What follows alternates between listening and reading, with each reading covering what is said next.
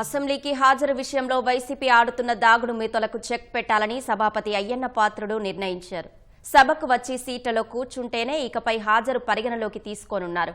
బయట రిజిస్టర్లో చేసే సంతకాలను చెల్లనివిగా తేల్చి ఎంతసేపు సభలో ఉన్నారనేది ఫేషియల్ రికగ్నిషన్తో గుర్తించనున్నారు.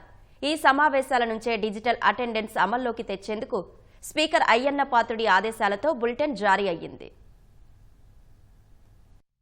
వైసీపీకి చెందిన కొందరు శాసనసభ్యుల దాగుడు మూతలకు చెక్ పెడుతూ ఎమ్మెల్యేలు సభకు వచ్చి వారికి కేటాయించిన సీట్లలో కూర్చుంటేనే హాజరును గుర్తించేలా డిజిటల్ అటెండెన్స్ విధానాన్ని బడ్జెట్ సమావేశాల్లో అమలు చేసేందుకు శాసన వ్యవస్థ సన్నద్ధమైంది.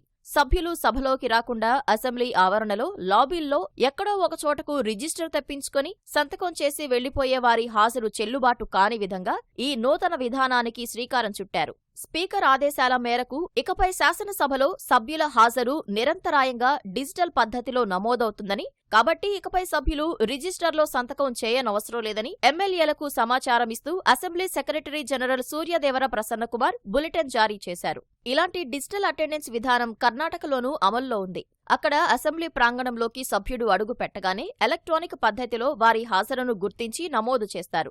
ఆ విధానాన్ని మరింత మెరుగుపరచి ఏపీ అసెంబ్లీలో అమలు చేయనున్నారు. ఇందులో సభ్యులు అసెంబ్లీ ప్రాంగణంలోకి వస్తే సరిపోదు, సభలోకి రావాలి, వారికి కేటాయించిన సీట్లలోనే కూర్చోవాలి. అప్పుడే వారి ఫేషియల్ రికగ్నిషన్ ద్వారా డిజిటల్ అటెండెన్స్ నమోదవుతుంది. వారు సభలో ఎంతసేపు ఉన్నారన్నది కూడా నిరంతరం రికార్డ్ చేస్తారు.